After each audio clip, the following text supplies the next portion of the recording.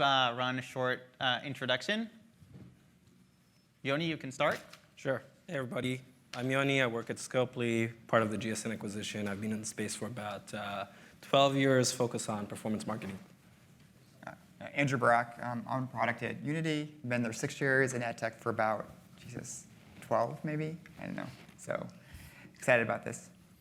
Hello, I'm Güven. I'm from Remerge, from the product team.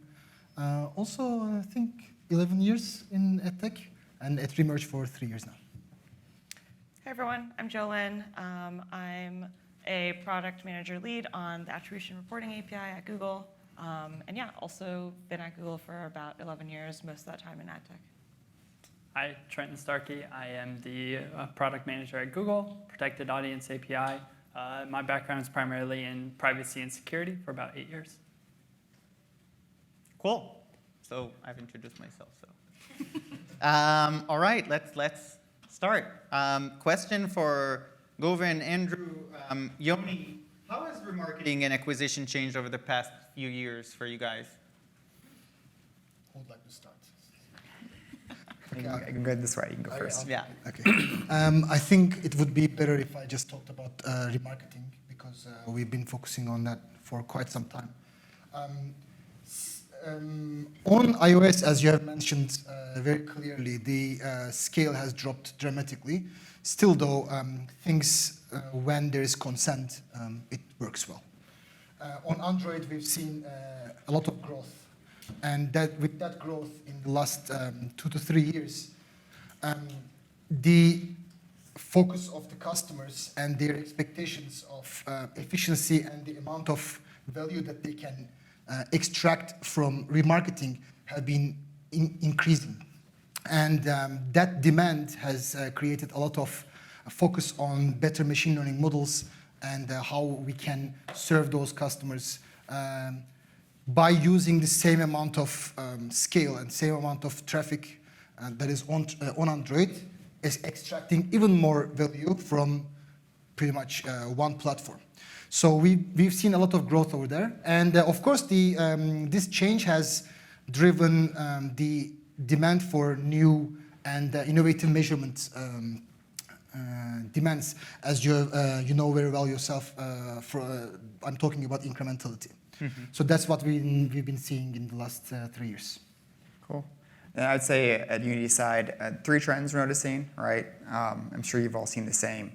Number one, the movement towards platforms themselves offering optimization past the install, right? A huge movement to that. We've seen traffic shift for the last 3 years to mostly being that. Second sort of trend we see is a movement for buyers participating in bidding auctions, right? Which is equal supply access, which is interesting. And then the third one I would say is you showed that nice diagram of all like GDPR, CCPA, iOS. There's a lot more than that, right? A lot of small regional ones. Brazil was one. That's a bigger region, right? Two actually just in the US just happened in, I think, July 1st. They're actually going live as regulations, right? This huge trend towards privacy. And what's kind of curious about like these 3 trends when you put them together is the first 2 actually generate more data or require more data. And the third one restricts data.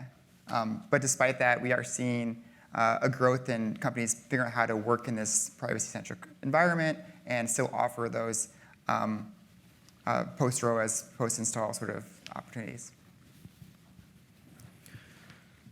So one thing, when everybody introduced themselves, it sounds like a lot of people here have been in the space for more than 10 years, and we were just talking about it a few weeks back that a lot of the games, so Scopely works on games, a lot of the games weren't expected to have a shelf life for more than 2-3 years.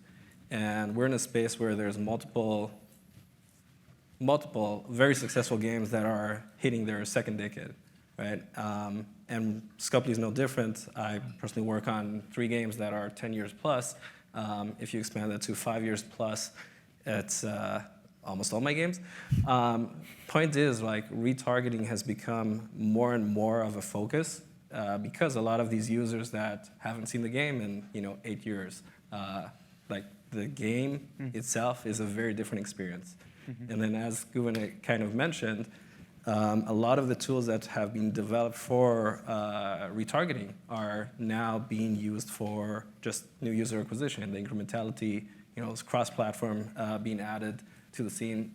There's a lot of things that we didn't do, or I didn't do 5-10 years ago, which we're doing now. So. Great, thank you. Moving on, Trenton, Jolene. So question is also how Google shifted their privacy focus and what brought about those changes. What were the aspects that were important to you as you've been designing Privacy Sandbox on Android? Yeah, I have to also refer back to your graphic earlier because that was a really nice one, right? Like there's continued changes. You touched on this a bit before as well, like user sentiment around ads, right? Like users today are increasingly becoming more aware, they're understanding, and they're concerned with how they're being tracked and how their data is being shared. Likewise, they don't really want advertising to continue to work the way it has. And Google is listening, and we also need to make changes. With that all being said, though, like we do understand the value that a free open web and app ecosystem has for both users and the world in general. So we do need to find ways for us to be able to make advertising both be safer and feel safer on both our Chrome and Android platforms. Yeah, and I would just plus one everything you said. I would just add that also we've seen in the past that blunt approaches to policy don't really remove the need for advertising use cases. They just tend to drive some of this behavior kind of underground in a way that is less transparent to users, no controls. So that's why we're engaging with the ecosystem so much and trying to provide alternatives to the APIs. I think also the point I was trying to make earlier is that users, whereas they also want privacy, they do want to have good experience at the same time. And this is, I think, what we owe them, other than seeing ourselves here as the industry, right? I feel like these two should coexist and work together. So this is a question for all. What advantages are there to a future without persistent user identifiers? Yeah, I mean, following what you just said, users are increasingly caring about their privacy. So the advantage to them is that they have better control, more transparency into how their data is being used.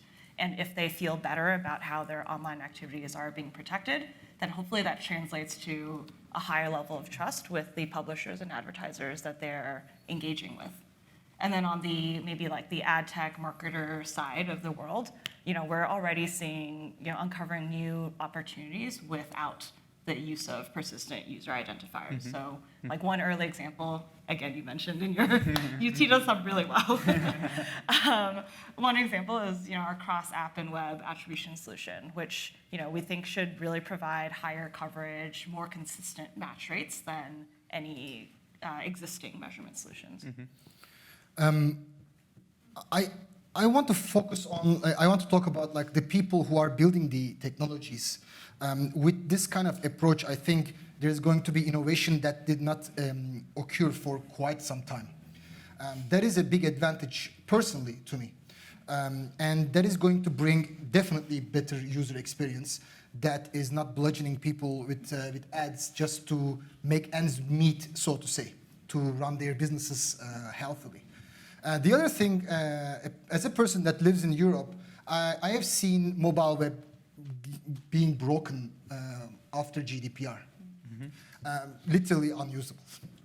So I think this kind of approach that is going to be supported in two large platforms can really make it easy for the ecosystem to comply to laws a lot easier and faster without asking for pseudo consent from the users every time that they arrive somewhere. And we've seen that it's not quite useful, or it doesn't make any change. The lawsuits are still ongoing, the users are still frustrated, so I think these two parts are quite important. Yeah, and to build on what you just said, and also to build on your slide earlier, privacy is more than the three things that were listed. There's also increasing regulation around data transfer. Like, can data leave a certain region of the world, a certain country? right? This protects developers because it can't leave the device, so it's not going to leave that region of the world. And then I think lastly, to build on what you said earlier about some things moving underground. In ad tech, there's always this question when a partner suddenly sees a spike of performance, are they doing something shady, right? This levels the playing field, right? You can't do anything shady if the information doesn't leave the device. So it helps the competition. So I think it's also one of the things that we've kind of talked about, but I do want to urge and ask the question, can we still learn about end users and personalize their experience? Or maybe not can we, but how can we? Absolutely, you can still get insights about end users, and we believe that that is key to a thriving and healthy mobile and web ecosystem. And with protected audience and tools like that, you can continue to tailor ads based on a user's past app actions. Maybe from a measurement perspective, if we're talking about specific data about an individual user, from a measurement perspective, I would just ask, do you actually need that level of data? Because if your top use cases are going to be advertiser reporting, where you're trying to optimize buying across publishers maybe, and making business decisions on that. So do you really want to make a business decision based on one user? Probably not. The other one is optimization, of course, which is fine-tuning bidding on specific ad slots. And the more effective ML models are trained to look at large patterns and be robust to outliers. I think there's a really important distinction here between what can be supported by the operating system and what can be supported by us as an industry, which is not the operating systems, iOS, Android. And I want to refer these questions to you guys. Sure. How and if we can do that without the help of. So Google, as I mentioned, I really like the solution suggested, but putting that aside for a second, how and if we can do that? Can we personalize experience without the help of operating? What is personalization really? I think personalization has been a little bit hyper personalization that we got spoiled as an industry. That I was thinking about this. Personal character test that Gallup, a company that works on these things, does. It's called Clifton Strengths. And mathematically, it's possible to create around 16 billion, 17 billion types of people, which is unnecessary. And also, we don't need that much personalization. I think we should approach the problem that how much value are we trying to extract? How much value are we trying to generate? And is that value, is that efficiency possible by grouping people in the right way? And that touches the innovation that I talked about. We've been talking about optimization and segmentation always by creating these user graphs and connecting those people together. But we can still connect data points by using the same data that is available to us from Privacy Sandbox, and we can still create very well working segments.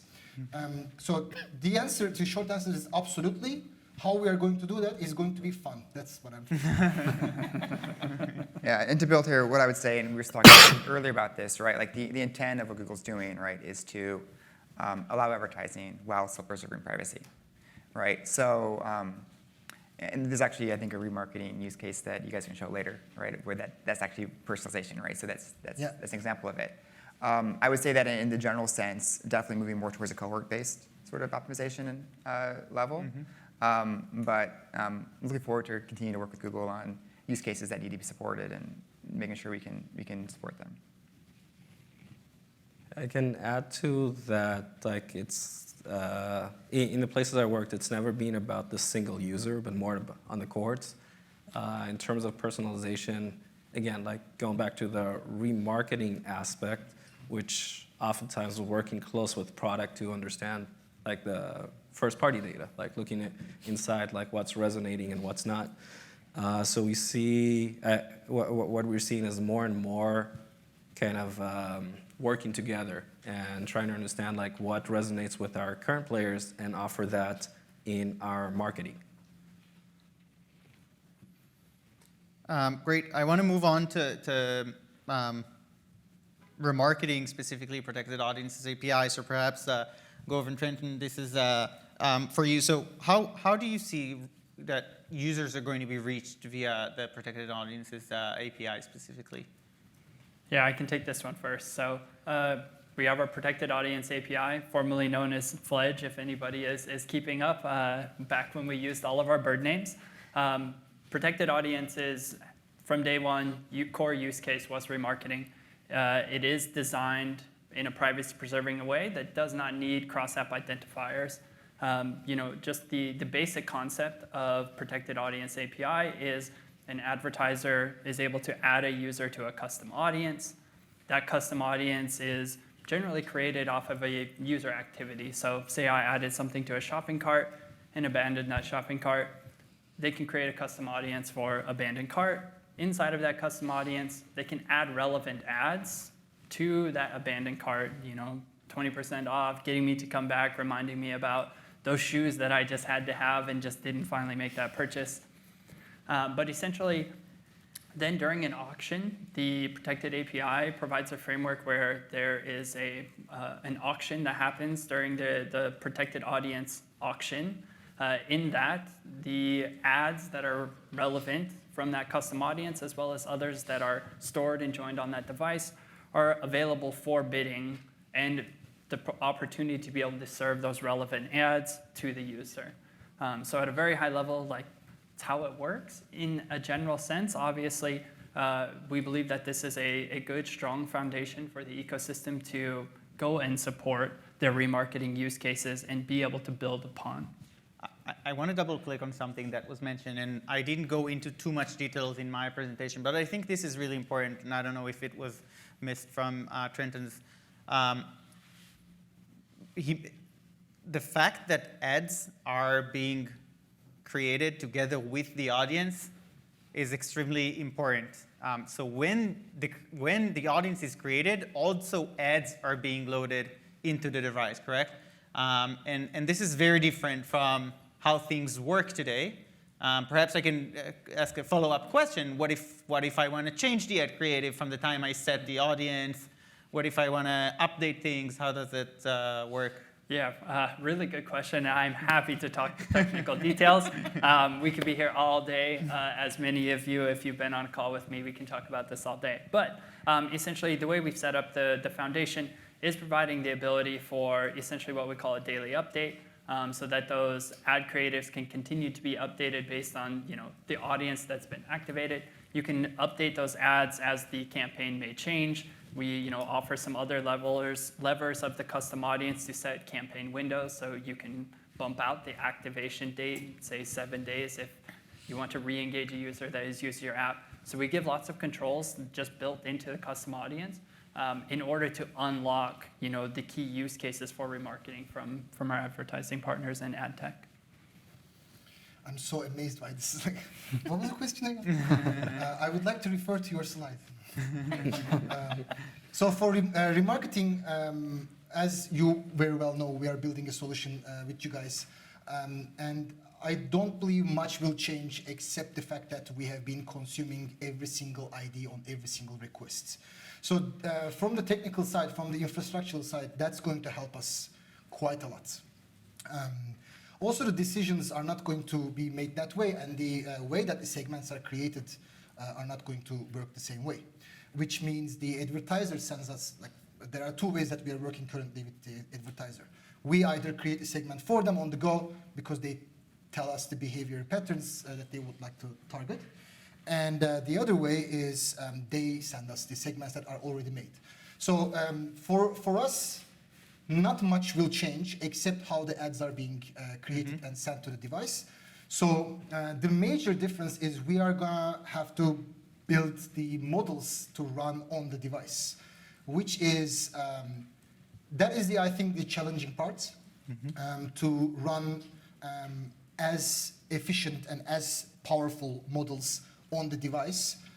But I think we've come quite a long way already over there. One more thing that I want to mention over here, how remarketing is going to change, and I think that's going to, this kind of approach is going to empower the measurement techniques like the causal impact analysis without any IDs, the incremental impact analysis. And we've been excited about that as well because we've been already using that with some of our customers. So we are seeing quite nice synergies over there. Awesome. And moving forward to the Attribution API, I talked about it mainly on the measurement side, but it's also a really important tool for optimization. And this is for you, Julian and Andrew. How can the Attribution API be leveraged for optimization purposes? Perhaps both of you can, from each perspective. Yeah, I can give kind of an overview. So with the Attribution Reporting API, we support 2 types of reporting. And you're right, the core use cases that we're looking at are, obviously advertiser reporting and then optimization. We support event level reports specifically for the optimization use case, where you'll get kind of full fidelity on the impression that happened, but kind of limited information about the conversion. And we think we can use that to train optimization models. And we also support aggregate or summary reporting, which is primarily for advertiser reporting, so like summarized insights into campaign performance. But we're definitely interested in hearing how ad techs can combine both of them in training optimization models, especially something like T-ROAS models. Yeah, so I'm actually, ROAS is one of my teams. Oh, great. So I talk about that. At a high level, you just mentioned there's 3 things that API does, right? So one, it gives attribution, right? Set by the MMP or so someone that is cross-network, which is great. So you get credit. Event level reporting, so you get the fidelity on the events. Of course, missing some other data, but you get at least the event with the install, which is great. And then summary report, which you can get an aggregation of data. So for example, you can get an aggregation of ad spend by campaign or something, which would be critical for optimizing a ROAS campaign. I will say that we're working closely, with you to build the API end-to-end and test some of these scenarios, make sure we get the reporting that we need. As I mentioned before, the stated intent here is that we can allow the same types of campaigns to work in the future state while preserving the user privacy, and we're committed to help make that happen. Looking forward to working together. All right, and ask you, Govind, a bit about our cooperation, AppsFlyer and Remerge here. What is the proof of concept that we've been doing? How does that work? How does the protocol works between MMP and a DSP in terms of protected audiences API? At the back, I'm just looking at his face right now, being happy about it. So when we first got the news, of course, we've been following Chrome changes as well for quite some time. We immediately, of course, thought about, okay, we have to build our own SDK now. And we've been in SDK-free technology since the beginning. And we don't like that. We don't like to get into that just yet. But of course, we started putting our arsenal together, started building a little bit of proof of concept. And then you guys came over. No, we came over to you. And we really need a friend that had already a footprint on the devices, on the advertisers' apps. And also, we also had the same friend to be able to count all the events that were happening on the device and also understand how segmentation worked. So luckily, you guys were there, and we started working together. So right now, how it works is the advertiser tells us the segment decision that they want to target. This already happens in the advertiser side.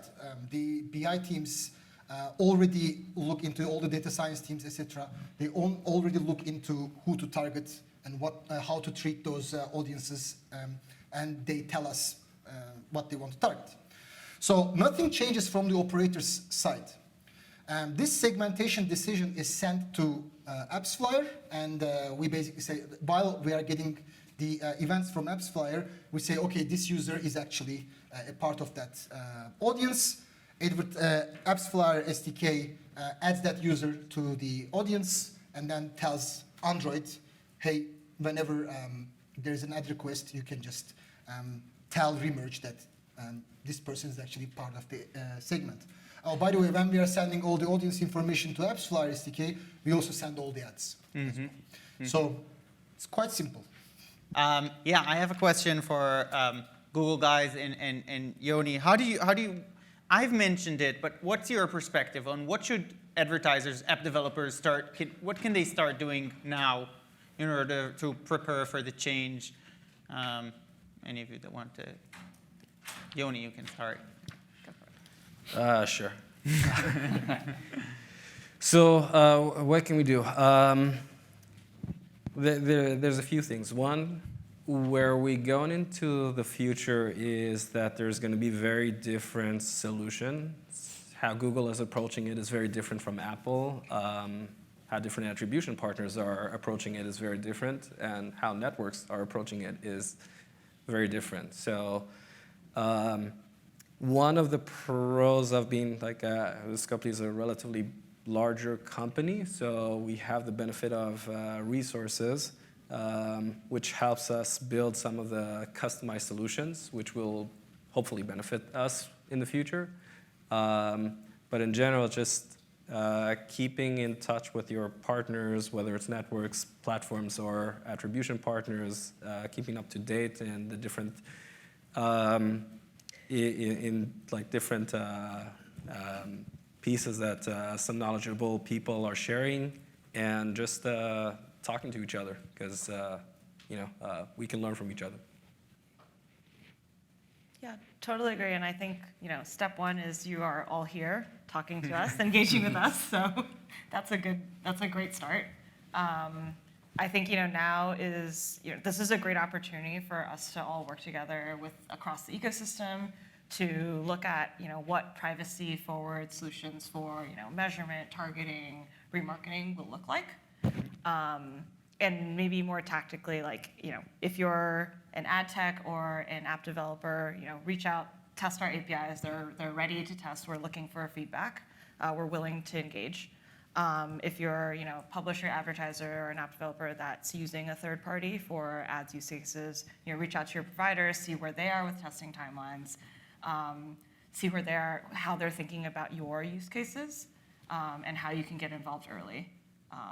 Just like one example is, with attribution, you now need to kind of think about what campaign and conversion metrics you want to report on before or at campaign launch. So at impression or conversion time. That's a pretty big change from today's status quo. So thinking about how you can use the tools that either Privacy Sandbox or the ad tech providers are building to kind of help you navigate that. Yeah, and just to kind of add on to what Jolyn said, like now is a really good time, right? Like we have our APIs announced, lots of public documentation, lots of actual code coming out and things that developers can actually put their hands on. So from that perspective, like it's a really good time for teams to start looking at it, start getting familiar with all of the APIs, and really we're at the phase of like start doing your designs. I think like there was a good example earlier of like you guys started looking at your designs and you realized, hey, we need a partnership here, and we need to, as an ecosystem, come together to make the end-to-end work. A lot of the use cases and the APIs that we have available need to go hand in hand in order to make that end-to-end work. So I'd really double down on the fact of like, continuing for the ecosystem to look at the proposals, understand, and really start talking to their partners on how do we integrate together and make this end-to-end work across the ad tech ecosystem along with the advertisers and publishers. Yeah, advertisers should definitely talk to their partners directly, talking about every single specific use case that they actually care about. Because we might miss them. Every single tiny thing is worth to talk about because we have enough time, and that's going to be very, very useful for everyone. Mm-hmm. Yeah, one of the points that I was trying to make is that maybe it's not as urgent as starting right now, but again, supposedly assuming Google Advertising ID is going to be deprecated, you would want to have the time, and that's something that we as an industry didn't have on iOS, but you do want to have the time where you see things side by side. Anything that you would want to build, anything that you want to test, all of that, seeing discrepancies, seeing the issues, seeing solutions that you want to build, features, Also raising things to Google. I think they're here, and also when they're not here, they're listening. So I think it's a really, it's the time to do that, because later on it's going to be harder, although I assume they'll still. We'll still listen. Yeah, listen. Yeah, I want to wrap this up with this question. So thank you so much, you guys. Any final words, anyone? Great. Thank you so much.